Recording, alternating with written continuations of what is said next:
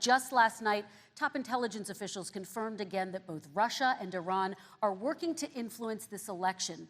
Both countries have obtained U.S. voter registration information, these officials say, and Iran sent intimidating messages to Florida voters. We're in a situation where we have foreign countries trying to interfere in the outcome of our election. His own national security advisor told him that what is happening with his buddy, I will. His buddy, Rudy Giuliani, he's being used as a Russian pawn. He's being fed information that is Russian, that is not true. And then what happens? Nothing happens. And then you find out that everything that's going on here about Russia is wanting to make sure that I do not get elected the next president of the United States because they know I know them and they know me.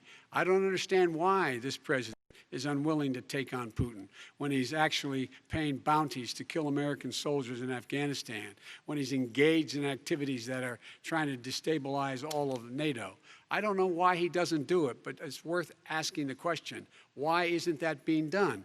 Any country that interferes with us will, in fact, pay a price because they're affecting our sovereignty. About your thing last night, I knew all about that. And through John Ratcliffe, who is fantastic, DNI, he said the one thing that's common to both of them, they both want you to lose because there has been nobody tougher to Russia. Between the sanctions, nobody tougher than me on Russia.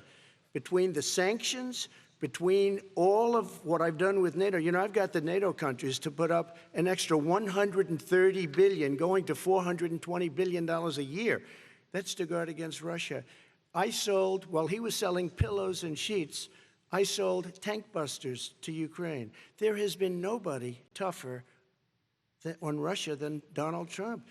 And I'll tell you, they were so bad. They took over the submarine port. You remember that very well. During your term, during you and Barack Obama, they took over a big part of what should have been Ukraine. You handed it to them.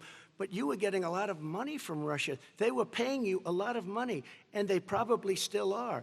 But now, with what came out today, it's even worse. All of the emails, the horrible emails of the kind of money that you were raking in, you and your family. And Joe, you were vice president when some of this was happening, and it should have never happened.